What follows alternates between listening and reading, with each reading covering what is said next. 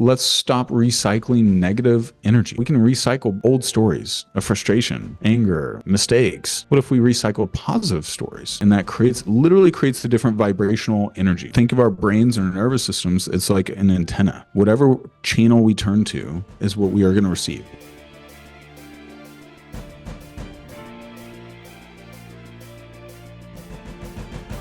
Do you do like ongoing coaching as well, or is it mainly focused on the weekends? Yeah, I work with a select number of VIP one-on-ones. Actually, one of the clients is from the same real estate mastermind group that I'm going to have a session with here in about 30 minutes. But I do some of that, and then I do group sessions where we focus on. I really have two main pathways: rewiring your relationship with money is one of my group programs. So I have that coming up and kicks off into this month actually. And then rewiring your whole nervous system, subconscious identity, beliefs, alter ego. We do some alter ego work in the money one as well and at the retreats. And one-on-one, I go through all that, and then we work on finding your deepest area of genius. So you find your natural pathway to build wealth, fulfillment, and passion in your life. And then just basically get unstuck, so you can show up in your highest and fullest. But a lot of it is identity work, because if I can help you anchor to this identity that's way over here, that is true, just as true as the part of you, actually more true than the part of you that shows up today. Like I think the shadow self that we show up in, the half-ass, or where we're kind of like not giving it our all, or we're playing small, or imposter, like that's the real imposter. The person over here that is our highest, most powerful magnetic version, and I can often see that person at the retreats because they have access to new dimensions, and they also see that person much more clearly because they have access to new dimensions. So yeah, I love doing one-on-one or group. My one-on-one is a little bit more limited, as you can imagine, but yeah. Is there a way to unlock some of that identity without the assistance of the plant medicine? Yeah, definitely. The plant medicine is just a tool. I think it's the most powerful tool for creating rapid subconscious growth. Now, you can get equivalent effects in rewiring your nervous system and your subconscious and neuroplasticity with, say, 6 to 12 months of very steady and consistent transcendental meditation. But you might spend a couple hundred hours doing that versus what I could do in 30 hours. And in a single weekend, I can get you the same result you might get in 6 to 12 months.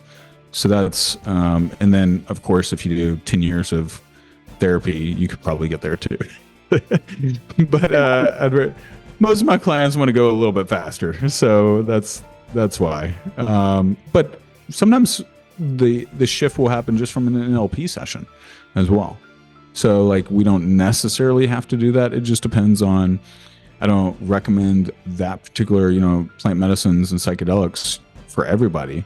You have to use it wisely and cautiously, and it's safe for the vast majority of people when used under the right guidance. Because it's a powerful tool. It's like, you got a race car in your garage. It's not, you aren't driving a Ford Escape. You've got a freaking race car. Drive it cautiously and wisely. What would you say are the things that, people ultimately need to work on to allow for something like this to be successful in their lives? Well, I think if someone comes to my retreat, for example, I know the retreat will be successful in helping them make beautiful shifts if they come with a spirit of openness and just trust the guidance, because trust the process, we like to say. So, because I know in the environment, I've created a great recipe. I've created a great recipe of a safe container where you have space to be vulnerable, space to be real. You are encouraged and invited to in a way that you maybe have never experienced before.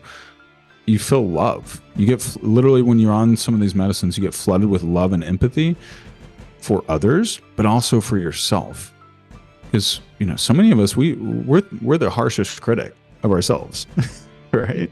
Especially women. You guys are so hard on yourselves internally. And then when you get, so almost think of like you get to recalibrate. And my wife, for example, she was a super anxious person, hyper vigilant, panic attacks 3 or 4 times a week, suicidal ideation, all that stuff. Her nervous system was wired to like an 11 out of 10. Now it's down to like a 4 out of 10. So we've had to take it down and down and down. She's much calmer and centered and connected. Now afterwards, we call it integration. We have to do the continuation of the courageous steps, leaning in, trusting, leading from this heart like this heart and mind connection. Not most of us are a little bit too much in our heads, and we say in life, get in your head and you're dead. Because your heart has a lot of wisdom. That's that intuition side as well. And we need both. I was too much in my head, and now I'm much more in my body as well, in my heart. How do you navigate, like, I'm going to call it a rational world, especially in business, and still remain connected with your heart? It takes practice. It takes awareness of when you're getting out of what we would call coherence.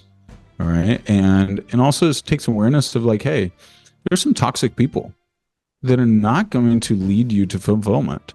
Like, even a lot of the people I've worked with from Synergy, they're not toxic themselves, but they were in relationships and partnerships with people outside of Synergy that were like, this was not really where they wanted to go. And if you keep going down a path that is not in alignment and attuned to your higher self, to greater levels of joy, and greater levels of building wealth in the way that you want, you're going to be acting in incongruence, and your body will unconsciously even resist that. So it can take practice. It can also take courage of vulnerability, of inviting.